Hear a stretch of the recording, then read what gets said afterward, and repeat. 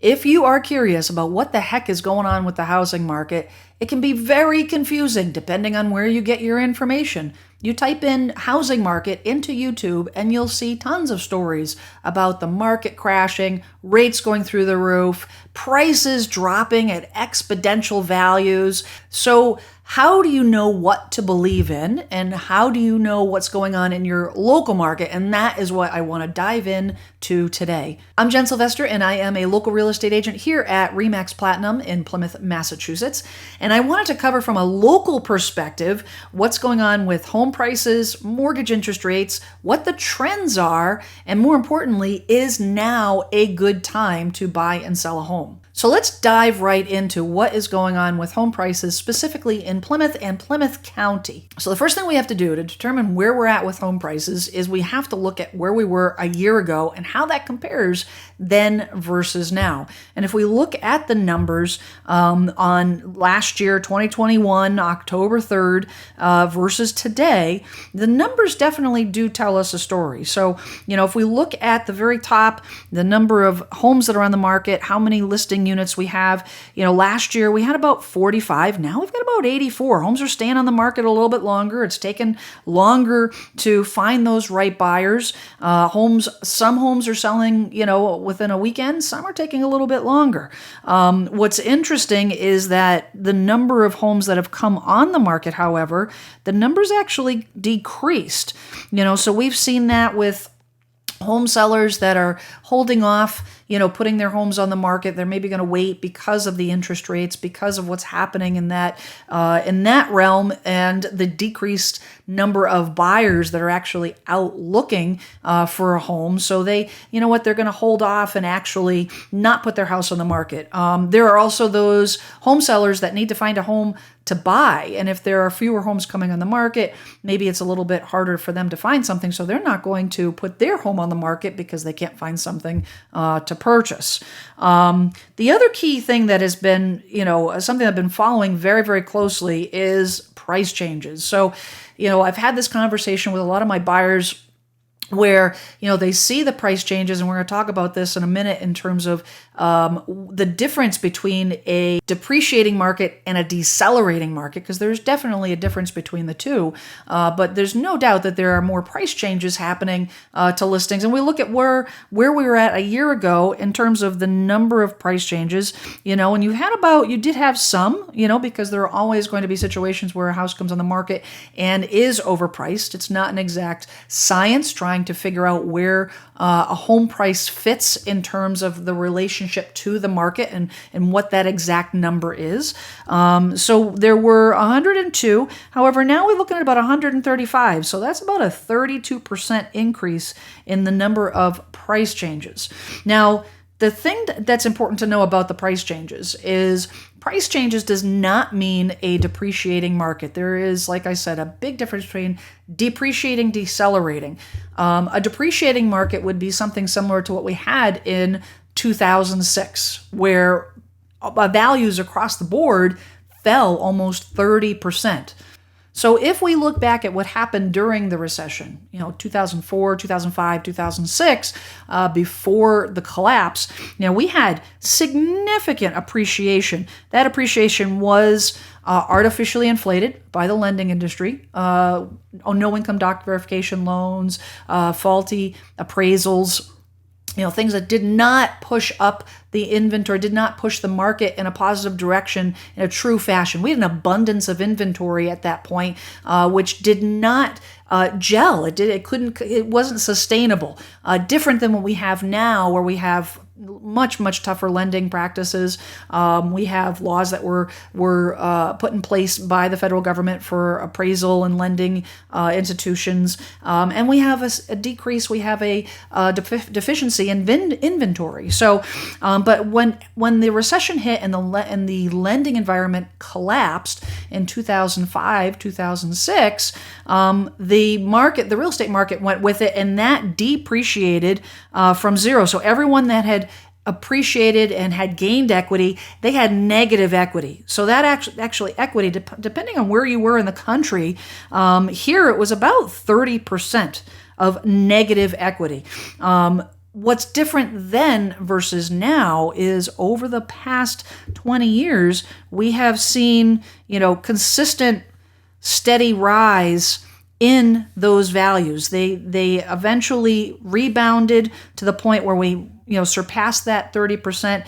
And for certain, this has been an ebb and flow over the last 20 years. However, when the last 2 years hit, it substantially increased. So we had a big, huge boom that was probably in the vicinity of about 25 to 35% appreciation. Now, what's different now versus back in 2006 is we're not going to see that equity disappear. So what we're going to see over the next couple of years is a decelerating market. Not a depreciating market, but a decelerating market. So what will happen is instead of having these huge gains, these gains were, in approximately, we're seeing between 11 to 13% in this area a year. Normal appreciation is 4 to 5% a year. So what we're going to see is instead of having these huge gains, now we're going to see more 7%. 6%, 5%. It's still positive equity. People buying a home now will have appreciation. A year ago, it is just not going to be between 11 and 13%. That's not realistic. It'll be more 4 to 5%, which is more normal. What it won't be, and what the media is painting the picture of, is this collapsing market. When you see prices are dropping 10%, that's not 10% negative equity. That just means that it's 10% heading in the decelerating market. In other words, instead of, 13%, you might have 4% of appreciation, but it's still appreciation. So what does this mean in terms of home prices? Home prices are still appreciating. If we looked at the median sale price last year, median sale price in the town of Plymouth was approximately $500,000. Right now, to date, it's at $576,000.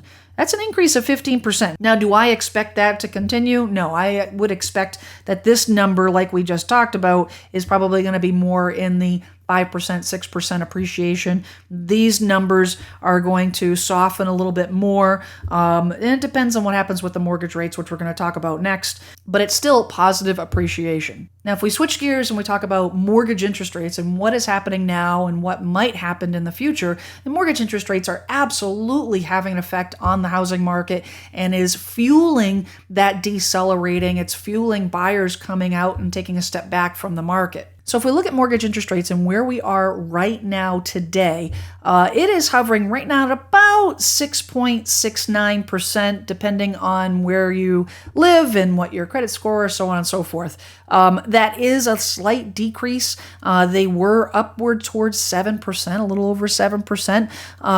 And we can see that there's a steady growth, a steady increase is no surprise. It's been a very, very drastic increase. If we looked at starting really, back in February is really where it started to increase significantly. We had some big jumps. In June, we had some significant increases, kind of leveled off during the summer a little bit, and now we're seeing some increases. This is all fueled by inflation and what is happening with the Fed. Mortgage rates are hard to predict on where they're going because of the fact that there's no concrete factor on why the interest rates rise. It's largely, affected by what the lenders, what the mortgage bankers think is going to happen with the market, with the inflation, with the job market, employment. When we have high inflation, as long as inflation continues to run amok until we start to turn a corner with inflation, these interest rates are probably going to continue to rise. All I can do right now is put on a brave face. Right now, there's no estimation, and who knows, who knew that we were going to be up towards 7% this time, this at this point in time right now, the beginning of the year, we didn't think we'd be anywhere near close 7%. Could they go up to 8%? I think anything is possible. I think the biggest thing with mortgage interest rates is if you're a buyer, specifically a first-time home buyer, you need to have a budget. You need to have financial picture knowing that you have some wiggle room. When you are going out to purchase a home, you have a set amount of money. You should know what your monthly expenses are so that you can have a range for what your budget is. If your range for your budget is, $2,000, $2,500 a month, you really want to make sure that you're not, going right to the limit on your searches just in case rates go up. You don't want to have a pre-approval for $450,000, make an offer on a property that's $450,000, and then all of a sudden that rate adjusts and it puts that property out of reach. And we've seen that happen. We have seen that happen with properties, that have come back on the market because the buyers no longer qualified for the mortgage because there wasn't enough wiggle room. I'm a big proponent of having budgets. It's one of the first things I talk about when I'm sitting down with new clients, again, specifically with first-time home buyers. You need to go through the exercise. It is not fun to have a budget. It is not fun to take a good hard look at your finances and look at where you're spending your money. And yes, you are going to have to cut back. You may not be able to buy that new iPhone. You may not be able to buy a new car temporarily until you get situated in your home. But I think anything that is good and worth pursuing is worth the sacrifice, especially on a huge investment like owning a home. So, mortgage interest rates, it's hard to predict. Do I think they're going to go up? I do. We'll see what happens. If once inflation is under control, could the rates come back down? Very, very possible. And it could open that window back up for, refinancing, out of the higher interest rates in the future. So what's going on as far as the trends and what is happening in the market, what we're seeing is as the market shifts. One of the big things is that we are absolutely getting back to a more normal market. And what that means is that buyers have a little bit of wiggle room. They have a little bit of wiggle room in the sense that they have that opportunity to take a look at a home and not have to make a decision within an hour to make an offer. Potentially, they can go back for a second showing. I think it's super important to look at each individual property. Some properties are going to sell right away. I had a situation just this week where I listed a property on Wednesday. It was priced appropriately for the market. We had showings Thursday, showings Friday. By Friday night, we had our first offer. Saturday open house, we had a second offer. By Monday, we negotiated and put the property under contract at a very, very good price. Was it outrageously over asking price? It was not. Did we have 15 offers? We did not. We had 2. But, keep in mind, I always tell my sellers, we don't need 15 offers. We need 1 offer. You need 1 offer, 1 buyer that loves the house, that is good price, good terms, and that's all you really need. I know that with that particular offer, we did have to do some creative negotiation to bring the 2 parties together.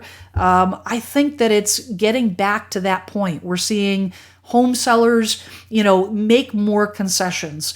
We're seeing, buyers that are not giving away the farm. They're, putting home inspection contingencies back on their offer. They're not waiving appraisal value contingencies. Things that are, where you have to sign off, your firstborn in order to get selected, to get your offer accepted. It's not happening anymore. There's definitely some breathing room for buyers out there, which is a welcome change.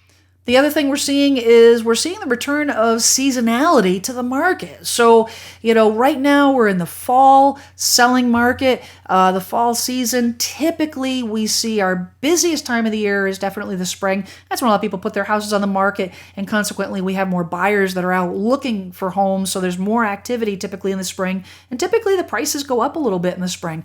Home prices typically it's not a straight line. It's not 4 to 5% even across the board. We might see a spike where there's a 8% increase in the spring, and then there's a little bit of leveling off in the summertime, a little bit of a blip in the fall, and then a little bit leveling off in the wintertime, and it all evens out to an average of about 4 to 5%. This fall is actually more like it was in 2017, 2018, where it's not super, super crazy busy.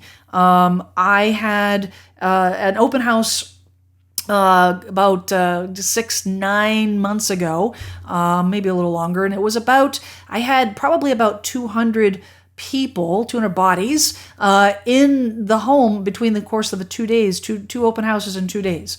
It was insane. It was a revolving door, people constantly coming in, taking a look at the home, and we had a bunch of offers on that property by the end of the weekend. The open house that I hosted this past Saturday, I had 6 couples come through. That's it. And that is more normal for this market. So at this point, you're probably saying, Jen, okay, this is all great and all the information, all that kind of stuff, but all I care about is how it affects me. Like, what is the right time? Is now truly, truly a good time to sell or buy? I had a client ask me that yesterday, and they said, Jen, am I crazy for putting my house on the market now? And the answer I always give, I've been giving this answer for the last 26 years, and the answer is always, forget about the market. Is it a good time for you? Is it a good time for you? In other words, look at your finances. Look at your family situation. Look at your personal situation. Does it fit? Does owning a home right now make sense for you? Someone that is downsizing, retiree, that needs to get out of that 2-story, they shouldn't wait until the market, settles down. Wait until the interest rates settle down. In the meantime, they're staying in a house that they're miserable in and they need to move. Now is the time to buy. The first-time home buyer that is renting and is spending $1,500, $1,800, $2,000, $2,500 a month in rent, they're going to wait until interest rates come down, or they're going to wait till the home prices kind of level off. In the meantime, they're spending $2,500 a month in rent. Do the math. It doesn't make any sense. But on paper, if their family budget allows them to purchase a home, even if it's a smaller home, you don't have to buy your forever home on your first purchase. You get into something a little bit smaller that you can afford, and you build equity. $2,500 a month, we'll build equity. If you're paying a mortgage every month, rent $2,500 a month, you have nothing to show for it. Nothing. So is it a good time for somebody who financially is solid, their employment is solid, they have money in the bank outside of their down payment? Yes, it's a good time to buy. Yes, absolutely is a good time to buy. The thing to remember is clickbait sells, fear sells. So when you go on YouTube and you go and you watch and you click through and watch the news, the headlines are always going to be sensational. The YouTube video that says the market is going to crash and prices are going to drop 30% is absolutely going to get more clicks and more views than the video that says, well, the market is softening, but we're going to be okay. Of course, they're going to watch. And if you digest that constantly, you're going to absorb that information and you're going to start believing in it. That is what sells. My advice is always, look at your information, look at your local data. If you're watching this video, you're not from Plymouth, I would say find your local agent, and I am more than happy to connect you with somebody in your area. I have contacts and connections all over the country, and talk to somebody from a local level. because that is what is going to give you the true picture of what's happening. There's certain markets that are really struggling right now in this country. Northeast, our area, our Plymouth County area is yes, it's softening, but it's not struggling. We haven't seen prices plummet. There's still buyers out there. There's just fewer buyers. It's a softening. It's not a collapse. Now, if you're thinking about moving to the Plymouth area and you're wondering why this area is actually faring better than some of the other areas in the country, make sure you check out my video on the 5 reasons why Plymouth is a booming area. Thanks for watching, and we'll see you next time.